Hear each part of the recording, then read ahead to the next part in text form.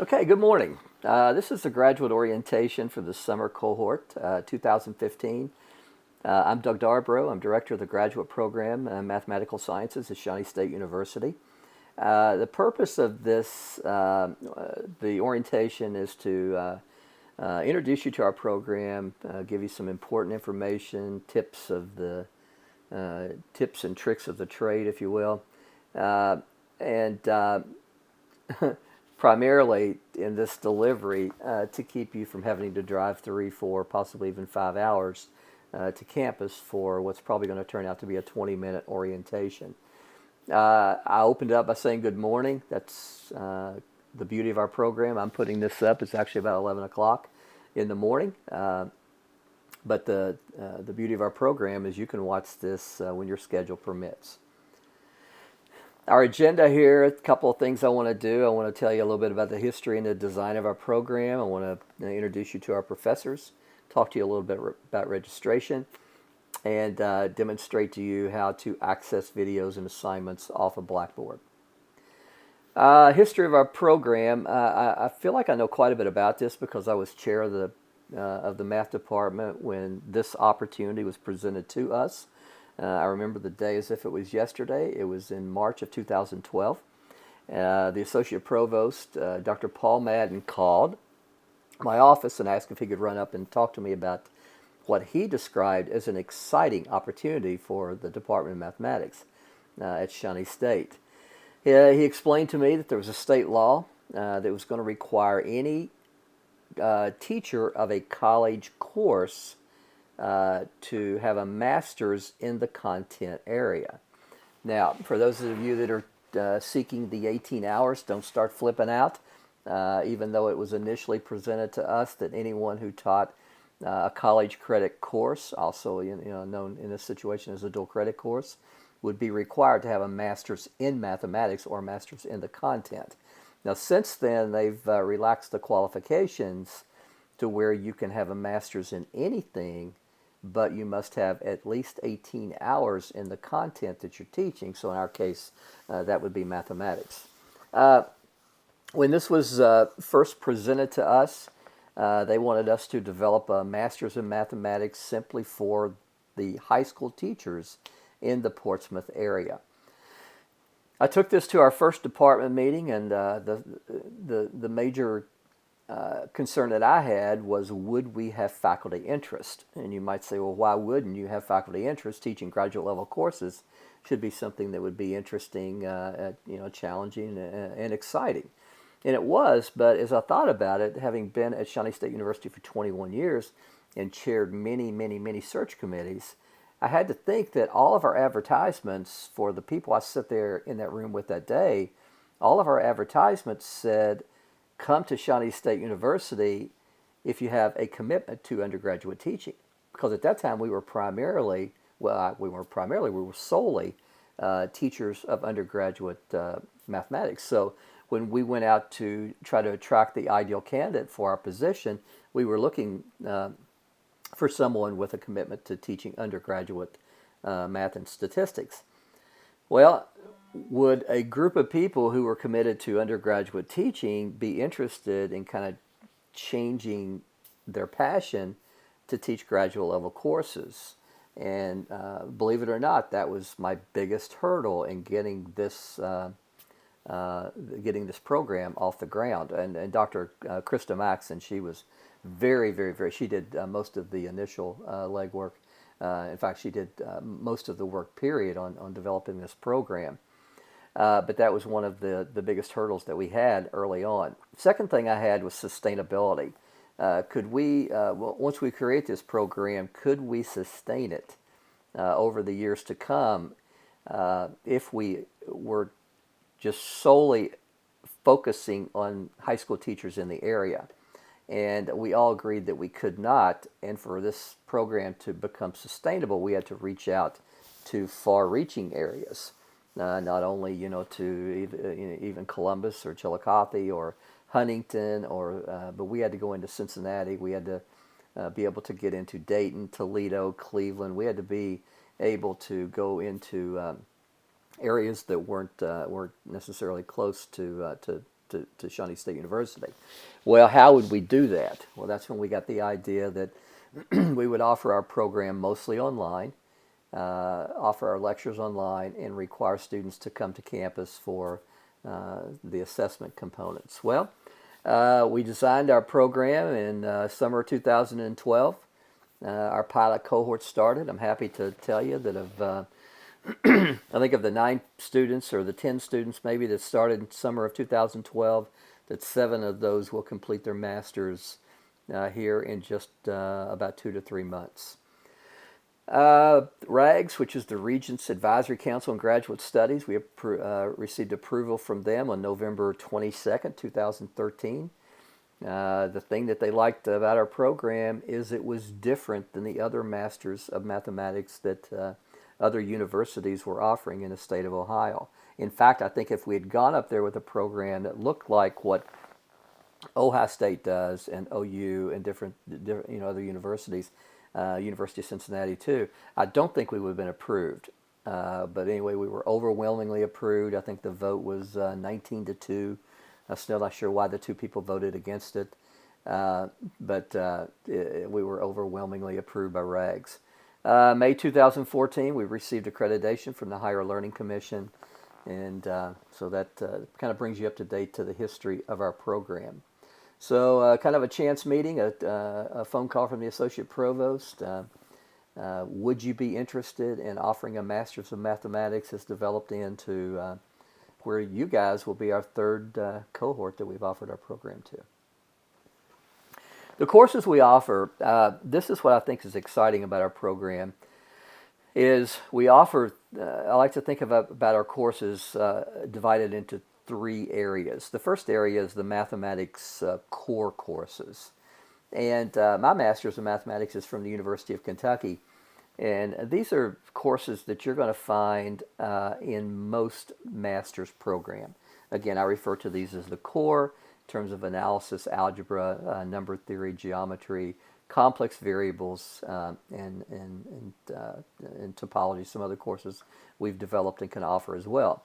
The second bullet there is the statistics and probability. We focus a little bit more on statistics and probability than a typical Master's of Mathematics, simply because our program was specifically designed to credential dual credit teachers. Well, a course that's really popular that's offered in dual credit format is the Introductory to Statistics. We call it Principles of Statistics here at Shawnee State. So the Regression 1, Regression 2 are applied courses, and then, of course, probability is more theory based. The other component is what we call our education research, 9 hours. What we found out is when we developed our program is any master's that's offered in the state of Ohio has to have a capstone project. Now, the project can come in terms of a research project. It can come in terms of a research thesis. But nevertheless, every single master's has to have that 3rd component, which is, in our case, a thesis. So what we do in this, we try to come up with something that fit our program, fit the goals of our program. And since we're kind of training, if you will, I don't like that word, but training, credentialing teachers to go out into schools and teach dual credit courses, we thought that it would be important for these students to also, these teachers to also have a strong background in education research. So what we do here, we offer the first 2 courses, an introductory to quantitative methods, and then the quantitative methods and test theory.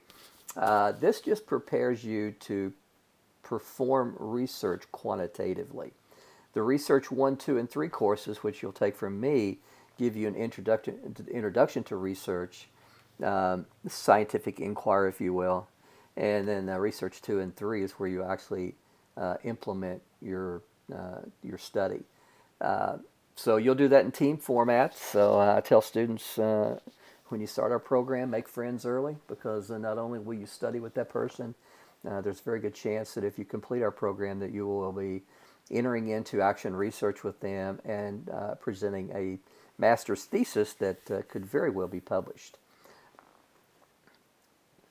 Our program delivery, again, addressing the sustainability component. We want to be able to reach out to people throughout the state of Ohio and even in parts of northern Kentucky and West Virginia. And to be able to do that, we had to minimize the trips to campus. So we develop our lectures online. I'll show you how to access those here in just a few minutes. But for example, for this upcoming summer, you'll be required to come to campus 3 times. Now, a couple of those may require an overnight stay, but I still think an overnight stay beats coming to campus 5 separate times. But again, this is something that you have to work out based on your schedule and your responsibilities. The second bullet there just gives you an idea of what to expect. A traditional 3-hour course at Shawnee State University and really across the country, if it's offered over 15 weeks, you can typically expect about 150 minutes of lecture, which for a typical 3-hour course gives you about 37 and a half hours of classroom time. If you consider that we're offering our program over 10 weeks, that tells you that for a traditional 3-hour course, you can expect about 4 hours lecture per week. So guys, those of you that are considering taking 3 courses, you can expect about 11 to 12 hours per week in videos. Those of you taking 2 can expect about 8 hours per week. Keep in mind that you've got to allow time for studying. You got to allow time for your assignments, so there's extra time there. Most of my students from the 2014 cohort, at least the ones who were successful, tell me that they had to allot about 35 to 40 hours per week to be able to stay current and up to date if they took 3 classes. Now, the toughest question that I get as graduate director is, should I take 3 courses or should I take 2? And really, there's no way I can answer that. It just depends. And some people take 1. It just depends on your responsibilities, your family obligations. For example, this summer, I made the choice not to teach graduate level courses. I'm teaching the Research 3 course, but I'm teaching all undergraduate courses this summer. The reason is graduate courses are just harder to teach. And I feel like the last 2 years I've spent far too much time teaching graduate level courses and not enough time spending time with my family. So I made the decision this summer to cut back a little bit. But no one could have told me that. That's just a decision that I had to make based on what I thought was right for my family.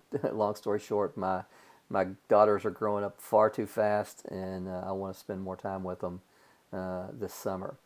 But that's something that you've got to decide. How much free time do you have? Do you have 40 hours per week?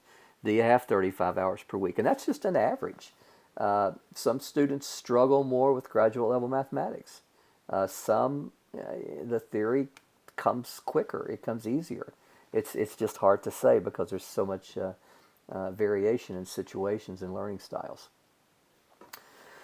If you're interested in completing our entire program and getting your Master's of Science, I'm going to give you a proposed schedule.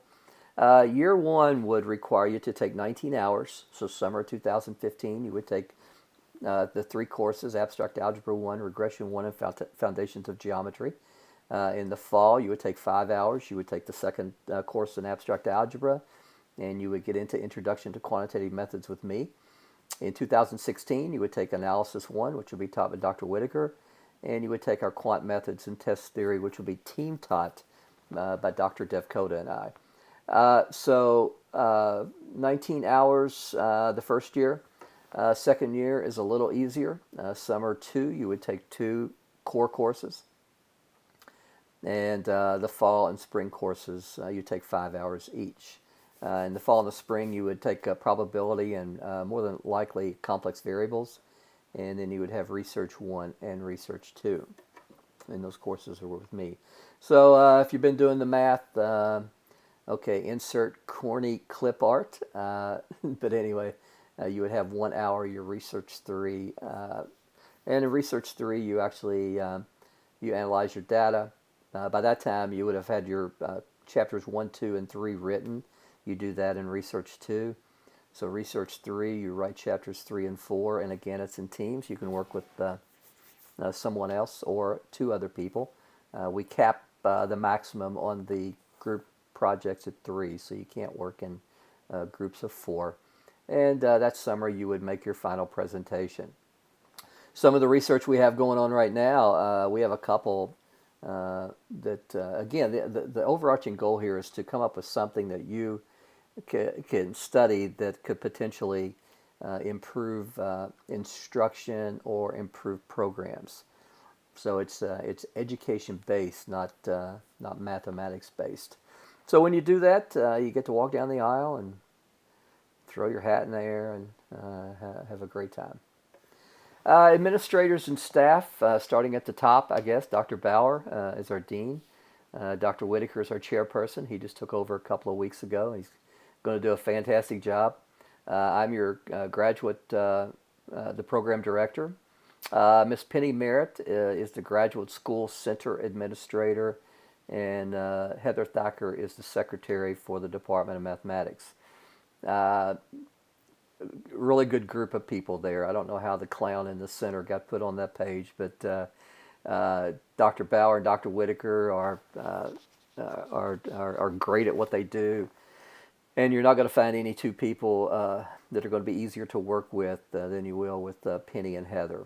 Uh, they're always seem to be there. So you're going to want to, when you do make your first trip to campus, I would recommend, I hope you'll come and meet me. Well, you'll be forced to because there'll be an orientation, but I hope you'll take time to go down and meet Penny and come to the math department and meet Heather, and you're certain to encounter Dr. Whitaker throughout the program. Schedule for 2015, we have 3 on-campus sessions. It depends on how you look at it, maybe 5, depending on the way your the number of courses that you take.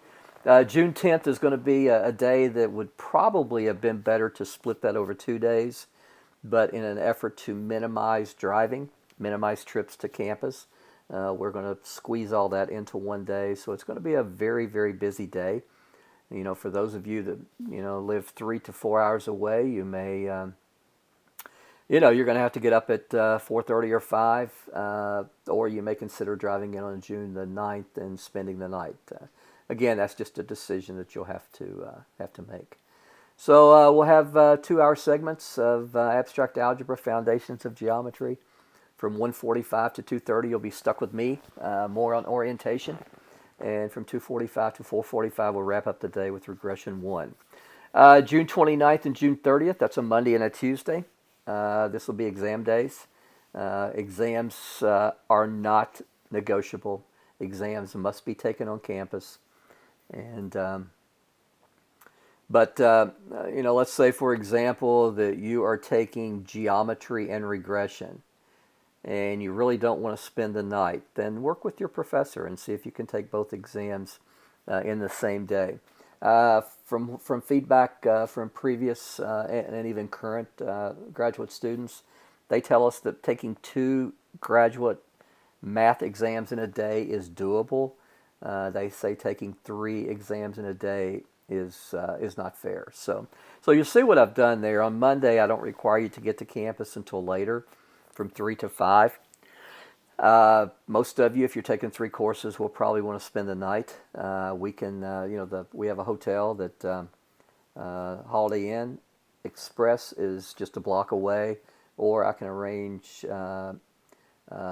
for you to stay in our dorms for, I think, $25 a night. And actually, our dorms are pretty cool. I was in them for the first time last summer when I was trying to arrange overnight stays with our graduate students, and they're really cool. They're apartment style. And so anyway, that's an option. August 6th and 7th, that's Thursday and Friday. That'll be when you take your final exams. And there's the proposed schedule for the final exam dates. Guys, again, if something comes up, you're going to be required to come to campus for the exams. But let's say, for example, Thursday and Friday, you've got a cruise scheduled, and you scheduled it before you signed up for our program. Don't go dropping our program. Okay, we can work it out. Maybe we can come. I can meet you on campus August 5th, and or Dr. Devcoda or Dr. Desario, and we can proctor your exams that way. But for the most part, we need to stick with the schedule of June 29th and 30th for the exams, for the midterms, and August 6th and August 7th for the final exams. And June 10th is a pretty important day too, because your professors want to meet you, and that's the third week of class. So they'll be looking forward to feedback from you, how things are working. Are you able to access the videos and suggestions for improvement and things of that nature? And I look forward to meeting you. So that 45 minutes you'll be stuck with me. Professors, those of us who have reached full professor rank, Dr. Blau, PhD from SUNY Binghamton. He teaches modern algebra 1 and 2. My PhD is from University of Kentucky. I typically teach the regression courses and the research sequence. Dr. Lee is he has a PhD from Wayne State University. He teaches the topology, probability, complex variables. Honestly, Dr. Lee can teach whatever he wants to. He isn't as active in our program as some would like, but he's an absolute machine when it comes to research in mathematics. Actually, I think he's more into mathematics, mathematical economics is his research interest today. But he's pumping out like 3 or 4 articles about every year. And Dr. Whitaker, again, is our chair, and he has a PhD from Louisiana State University. Our lone associate professor, Dr. Nichols, he teaches our foundations of geometry, PhD from University of Minnesota. And our assistant professors, Dr. Devcoda, we just hired, PhD in statistics from South Dakota State University. Those are the courses that he will teach. And Dr. Desario joined us a couple of years ago, PhD from Temple University. And he's a workaholic. He teaches all sorts of courses for us, ranging from abstract algebra 1 and 2 to number theory and complex variables. Tips for success. Prepare to feel overwhelmed. You will. Most students have to follow a very rigid schedule. I know in undergrad, I was able to kind of fly by the seat of my pants. I had an exam. I could stay up the night before and study for a couple of hours, and I could do fine. You're not going to be able to do that in this program. You're going to feel overwhelmed. There's a lot going on. The one thing about it, you have the flexibility to watch the lectures, the videos when you want. But sometimes people just aren't committed enough, and sometimes people just aren't able to, they just don't have that self-drive to stay on task and stay on schedule. And if you're a person like that, this is going to be a challenge for you. But I think the pros outweigh the cons. The fact that you can watch a math video at night, at 2 a.m. after the kids maybe go to bed, as opposed to being forced to come to campus, every Monday, Wednesday, Friday at say 10 a.m. I think that's very beneficial. Another thing is you can rewind us. If you're taking a live course, a live lecture, sitting in a classroom, you can't rewind, and sometimes you miss things in your notes. So if you get interrupted, you can pause the video, and you can pick it up later, or you can rewind and watch things over and over. Second bullet there: explain your situation to your family, friends, and significant other, especially your family. I would think this is going to be stressful. It's going to require a lot of work, and it's going to test you. And I've had feedback from previous students who told me by the end of the first summer, their family and friends wanted to shoot them. And again, everything varies. People handle stress differently, but it will be an overwhelming situation. Third bullet, treat videos like lectures. Take notes and recopy your notes. Get organized. You don't want a situation where, let's say, Dr. Desario is teaching something on ring theory, and you're like, well, I remember one of his videos, he talked about this.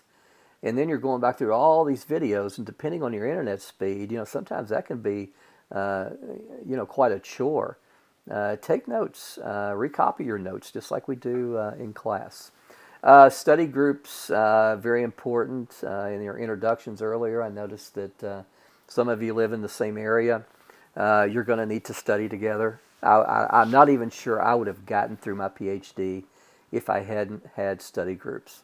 The material is very challenging, and you're going to need each other and your professors to be successful at graduate level mathematics. I think the best advice I can tell you is be persistent, persevere, and be patient. This is going to test your patience, but I think the most important one there is persistence. Stay on task. 10 weeks goes by pretty fast. Actually, it turns out to be 11 with exams, but 11 weeks goes by pretty fast, and you can get behind so easily. So just plan, schedule out your week when you're going to study, stick with that, and pretty soon you'll have summer behind you, 9 credit hours, or 6 depending on what you choose to do. And but it will be a challenging summer, and for some of you, again, just depending on the way you handle stress, it's gonna test you. Registration, most of you have been successful at this. Go to shawnee.edu, sign in. I think student ID and password are pretty clear. Provide your emergency contact information and register for classes. So you're going to sign up for at least one of these courses. Well, guys, that ends the video. Well, it doesn't end the video. It ends the PowerPoint. What I want to do now is show you how to access videos, and I'm going to show you the way that I put mine up. I know that Dr. Desario and Dr. Dev Coder are going to do the same thing. Dr. Nichols will do something very close. So, guys, if you go to my SSU, and I have my user ID and password already in, I'm going to log in. And right over here on the left, under default, we're going to have the Blackboard link. Click that. A new window will pop open. You don't have to do anything, and it will click in, and you'll see this page, which will have your courses listed. Now, again, I told you earlier, I'm taking off this summer. I'm just teaching some undergraduate courses because they're much easier to teach, and I want to spend more time with my family. But to demonstrate this 6620 course I taught in spring, I'll show you the way that I lay out my courses. So you'll click that. I upload my videos under content, and your professors do too. So I'll click content. And the way I lay my courses out is the following. The first thing I provide to you is the syllabus, but then I provide to you each week. Now this date is the Monday of that week. So for example, I don't really know what's going on here, but let's just go to week 1. Week 1, I have all the resources. So I put up a video, an introduction, explaining the syllabus and class policies.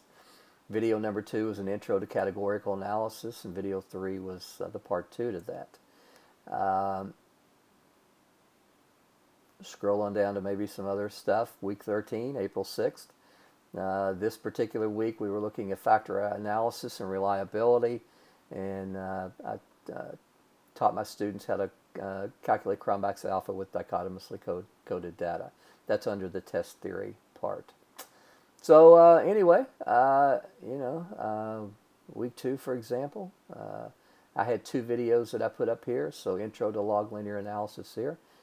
So I click that. It'll take you to the YouTube page. And the way that we put up our videos varies. This particular video I used just notes. So this one was just over 52 minutes. And So, guys, just like sitting in a classroom, if I were giving this lecture on log linear analysis, this is the stuff that I would have written on the board. The only difference is you're not required to come to campus for a set time where you sit in a seat and watch me lecture in class. You are able to watch this video whenever you like. But nevertheless, I would definitely get a large notebook for each class, take notes when you watch this, and treat it just like a regular class. Well, that concludes the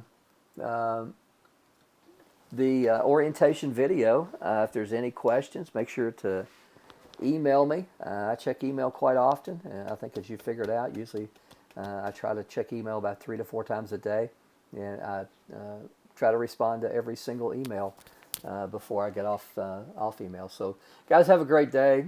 I look forward to meeting you guys. You have 3 great professors this summer semester. Don't be afraid to contact them. If something doesn't make sense, there's going to be opportunities for you to get in touch with them for help, and they'll explain the way they handle that in their introductions. So take care.